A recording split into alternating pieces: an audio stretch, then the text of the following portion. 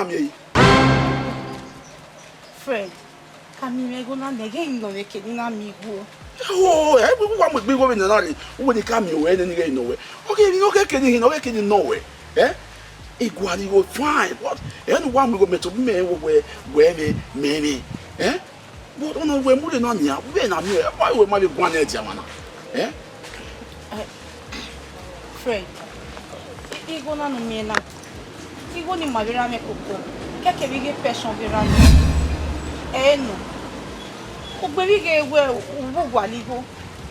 Eh no, I'm money you go. You know you move. Me na ya we no here. Sayuki, you go no work or the bag of pension will be wet. You will move me. We have the ticket in your power. Where will we go on? Oh, it's on in my. I was Sayuki, well. Sayuki, I am here with one. You spoke on another man. I wouldn't go to do movement. Lao, or you where I run here. We will not Mugira, Lao. Fred, hey, Iguna. Here where Gualigo no pay a travel. O say now, Mugirami. Never say that. Fred, now, Yamanity, da where? O has said, Webo. I dare me a man. What a domume. O here fear cake, baby. O here you women. Now, woman, Fred, now. You may. Sayuki. This can look forward taking on we are moving out of here. We have the ticket here. Fred, every care needed you know. It be una. I think I'm gonna have my way. All the men might be running. To love me, now. Now.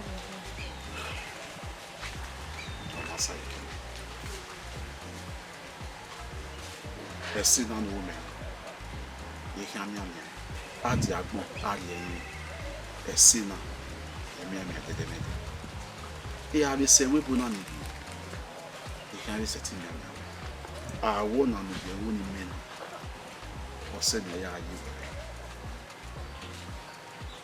Yahoo, very high. The Sabon and Lydia again. Every year, man, done. I don't know. We'll see. I never expected this. We'll see.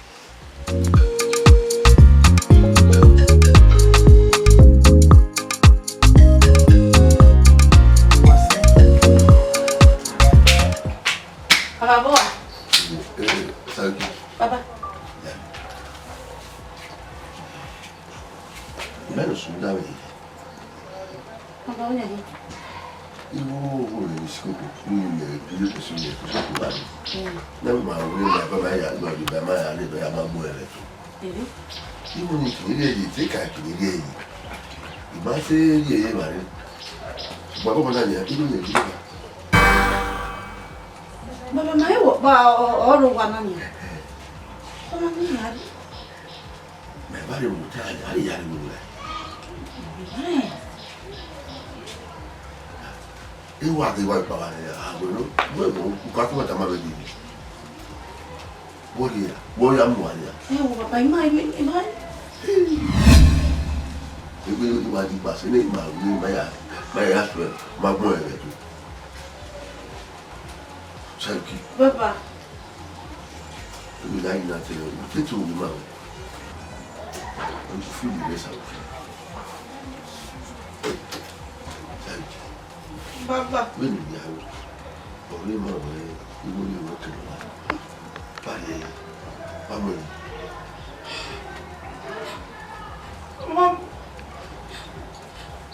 Baba. Morie. we ya le ba we Baba, ele que eu se vê Fred. o ya o Eu, Baba. o ye ku ya o we Olha a chave, olha o ebo. oh Baba. ibu Baba. Baba, lawo. Baba, eh, Baba, lawo. Baba, lawo.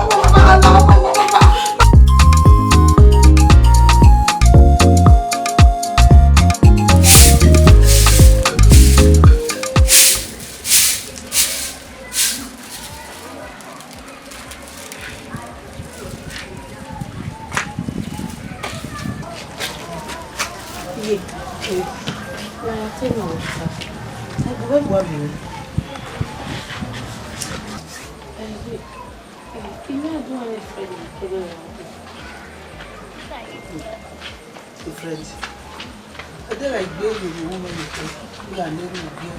You call it glass, you know, which is very vision. Man, why? Even the room. The better I cannot just so man of a man. My friend, to be there.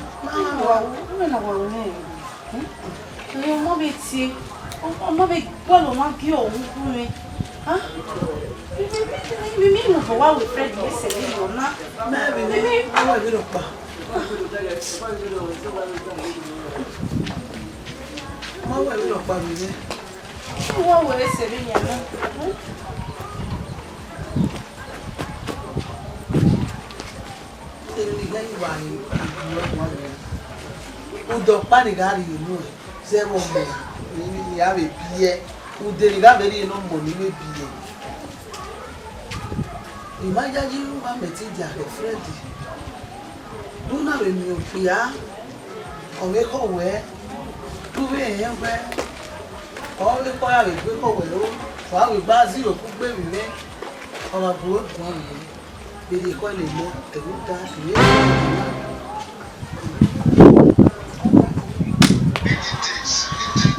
that's it. Can you find it? And as you go around, you go around. They go around. Iye baba ni mo. Iye ti le fi ade. Ora ipigbe. Fred yare. Ya ti akore. Menu ri we mu ewu ni.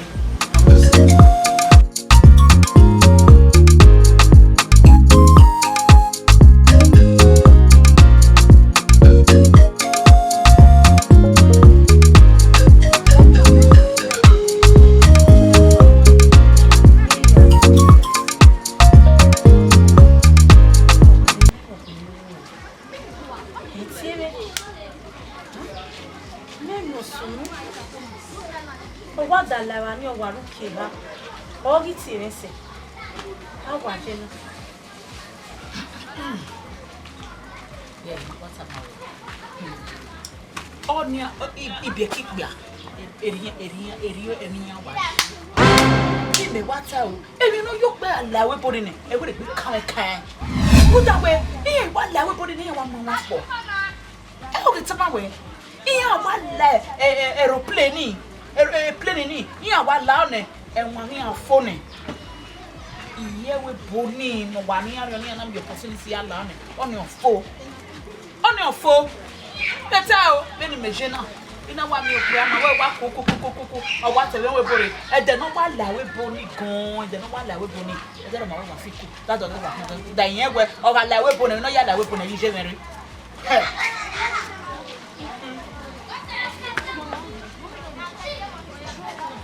No way I can't put down. Sick in the dish. No, we're going with it.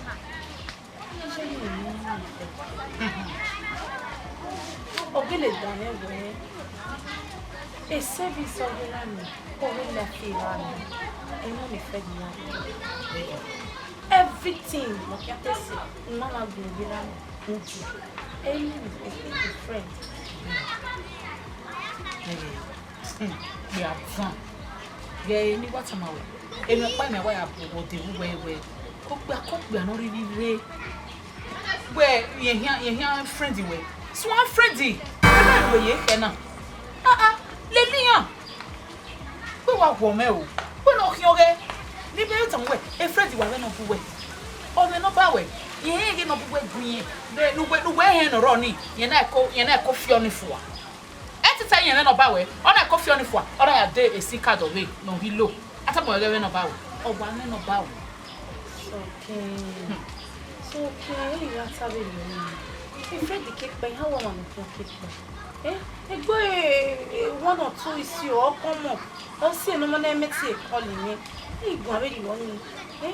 Me do have some way in no make an ammo your message. We are going to be more your maid. Eh, my baby on the money. Eh, what's your boss me? Sayuki, you know we are trusted Freddy now. Eh, any man said Alena. A Freddy, ne afraid you mean afraid. Eh, me. I'm not when a Freddy, afraid you know. Alenia. Who trust someone be? Tell me where we want to be. Maybe no me no what trust is a video. You might not see where. Or me go in the window. What's my when I say? Do you keep the last one? No, the Fred, you don't hear me. Any my Fred is better. Salobo, any my Fred is better. What batana? What batana? Hey, I got my way one day. I have Fred. I have Fred.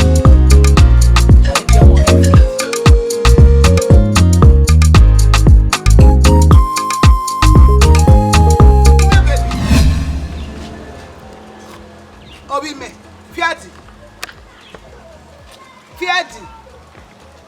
Umiebe. Oh! Baba. Ujogwe, udasi. Ujogwe. Kege.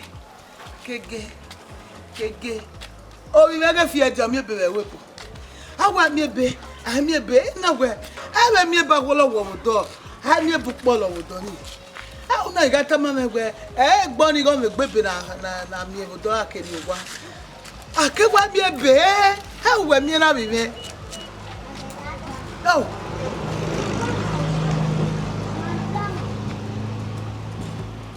ujo le baba o sa we se bi me wo ki ya mi o e bi me wo ki ya mi ni pe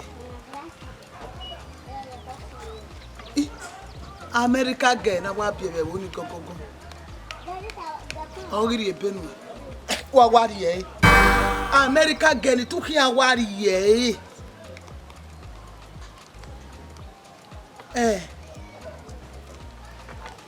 memeti wo orun ago bi ogwe memeti ga orun obi ogwe e mo saju kini wa da gbon dunu eniji e gure gbe te mo saju ki yomo hona ehoni me ahema Americana na imai oni were gbe ya ahema obi ogwe be home na bona ku ne bi help you yo so ga abujo baro pe o pe ari ewebu e gbona wu no be ri e bibe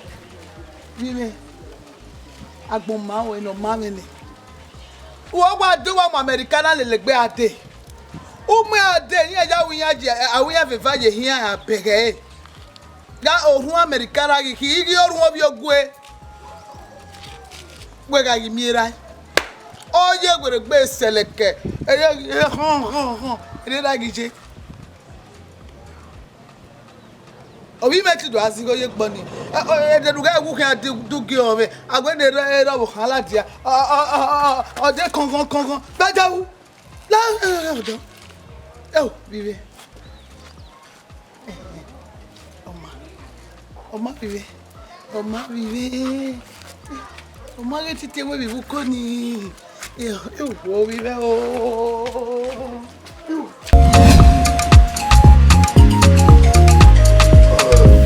Oriome e Freddy no go ben o pe ni we mo e le ate gbata uga je webo uga to le pere uga renu do mu melele pe Fred wana ubebe nya o ma je be ata ni magbata o emi ani o Debbie, you want to go? No, well, so we are with them. I will come for a river bully. Any young you will.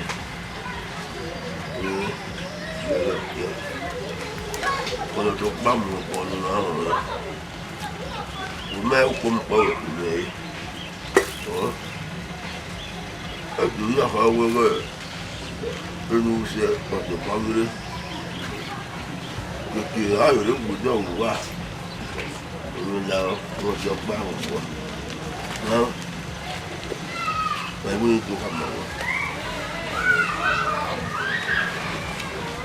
Baba, iwe no do mamu me. Iwe no do mamu me. Oga 18 years Freddy yari. Ya mu dia ko e. Ya mu dia ko e baba. Wa bolo. Freddy. Re bolo we. Ya ito ko re bolo we. O Maria bo me baba, Maria bo me. Wo re ko. Wo ko Freddy. Re wo go we. Wo be a ko. Ella se fue cuando ya se perdió ahora. O a buco todo. O a mi otro no más se fue. No me voy. Aquí no. Ya tenía que ir. Me dijo, ay, me dijeron, Baba, ni se ye mi tan. Ye no ta so pa Freddy mu dia ke. Freddy mu dia ke. Ah! o sea, eu não tinha problema. Não foi por assim me aí.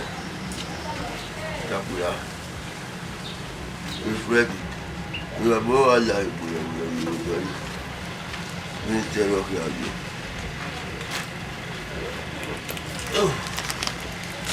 Tá por lá.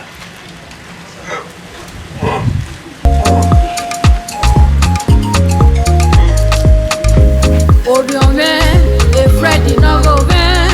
Ogbeni we mo o, lo te gbata. Uga je webo, uga to le gbere. Uga renu do mu melelegbe. Fred, wana ubebe ni aye. Support Omani inside Lao, Uni, Seva, and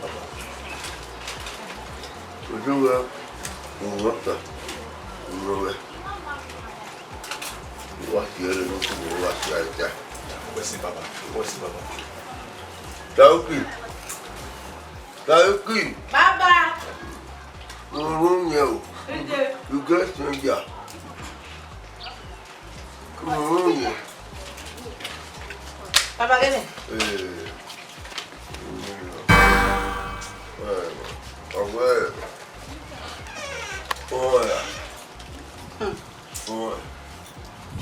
Baba.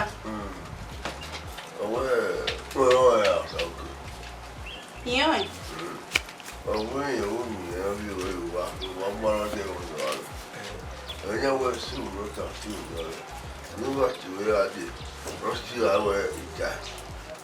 Èyí mi tó mi àwọn ke. E bono pa mu agboto ni ni pa iwe ari. Àwọn gba e kama wewe. U ba mi ene nu ale yan. Àwọn ni ya mere yan wene. Ah?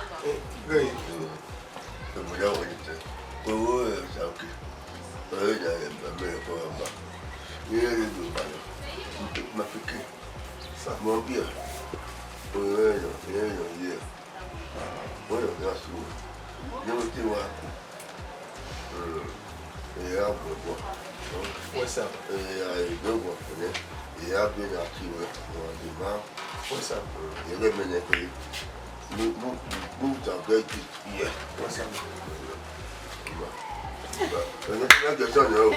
No. Madame B. Baba.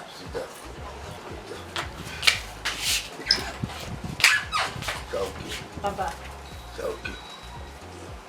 Baba. Olha para aí, Bia. 6 meses. Não é verdade. Não é verdade. Bia, 6 meses. Pois é, o que eu digo. Sabe o que? O bom é Fred. O Fred ia pagar. O único que ele diria, ué. De onde ué?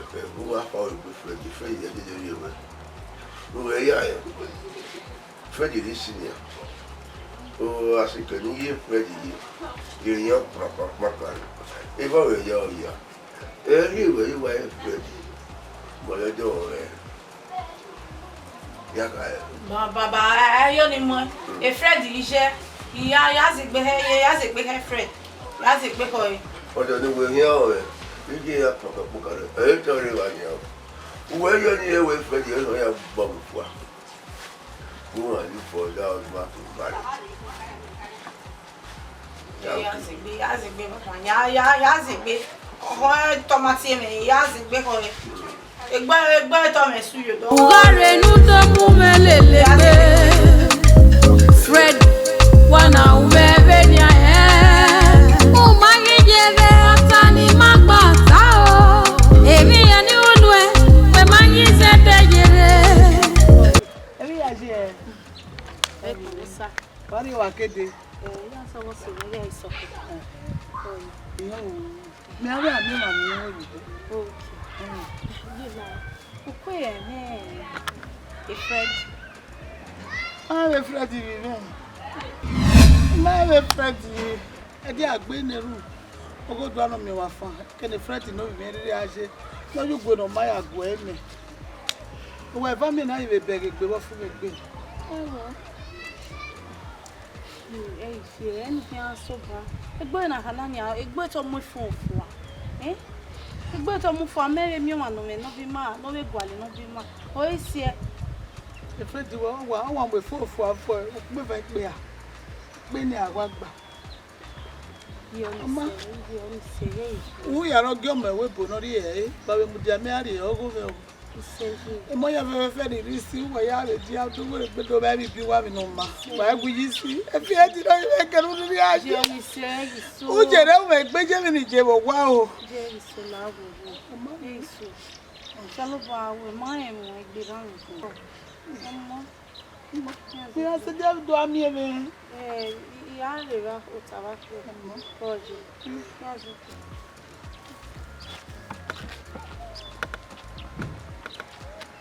If all our with me, that don't me, Freddy.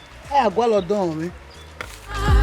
Uga je webo uga to le pere Ugare nudo mumelelebe Fred wana ubebe nya umangi jeve atani magbata o emi yani unwe we mangi sete jere Fred edi mate gbata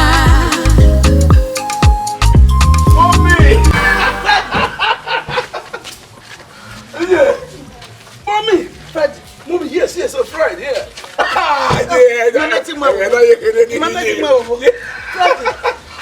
Honey, please come.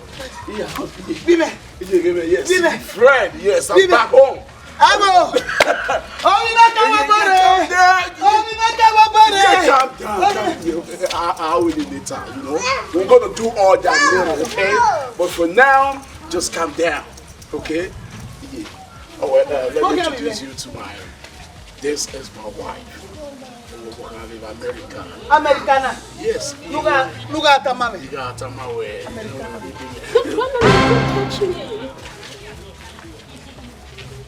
Oh, yeah. Okay, yeah. All right. Yeah. Galawa. They Galawa. You have to feel me like that. Yes, a luggage. Yeah, don't. Okay. Well, calm down. Don't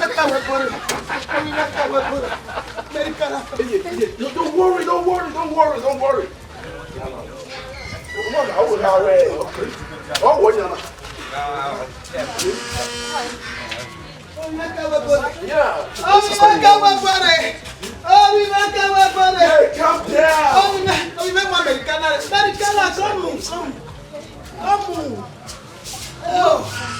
It's good to be back home.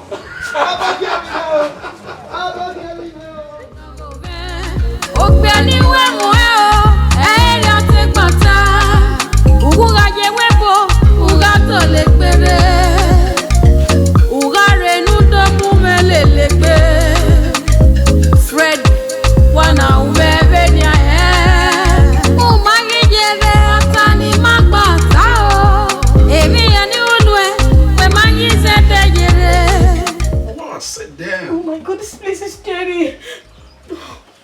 Baby, What's going on? I'm tired. Like, I'm tired of everything. Like, I can't stay here anymore. Please, just take me to a better place. I can't take this anymore. Just look at where I'm sitting right now. Since I came, I've not been myself, I swear. The house, the environment, everywhere is dirty, everywhere stinks. I can't. I couldn't sleep last night. Honey, we just came back last night. I mean, just yesterday eve. It's barely one night you spent already.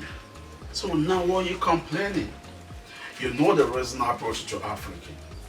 I brought you here because I want you to see things because you're from Africa, not American. I brought you to see things for you to learn things. So you can't keep complaining.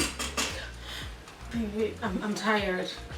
I'm not used to this. I was not born here. Fine, I've not been to this kind of place before. So I can't just take me to a good hotel, a better place. There's no I can't stay here. place. Your mom, the smell, everything I can't. I had a mosquito bite like last night. Mosquito bite, everything like. I can't. Please take me out of here, please. Everywhere is smelling. Everywhere. See. I must tell you one word, okay? You're gonna be used to it. No, Okay? I can't. This is just one night.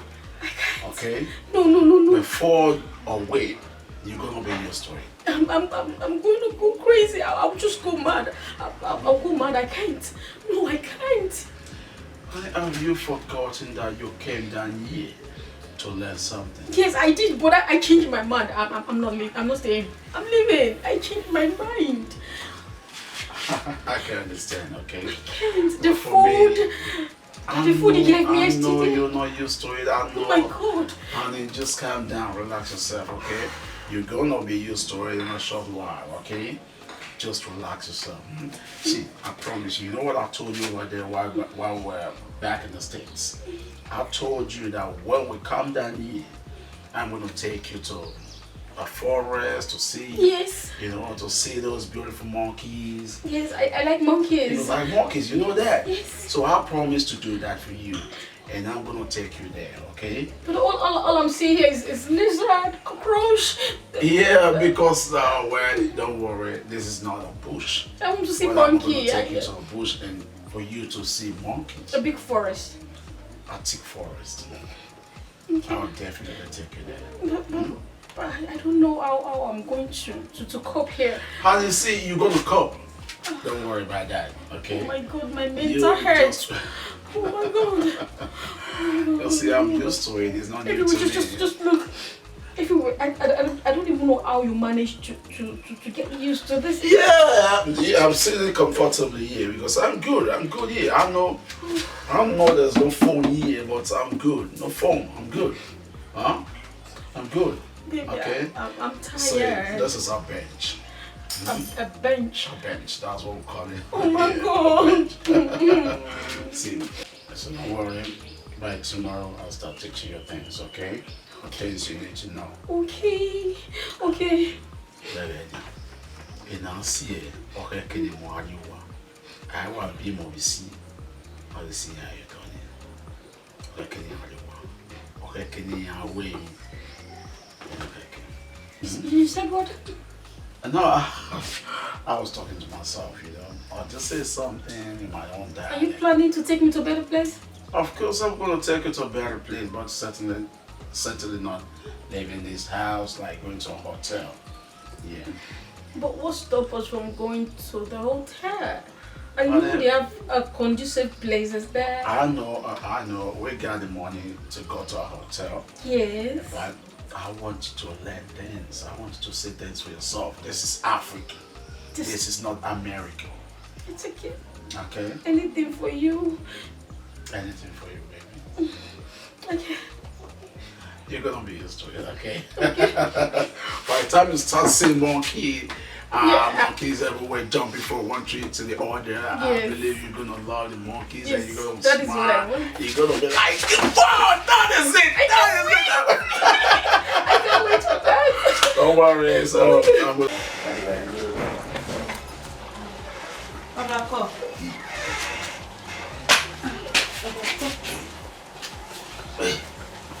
Come. Hey.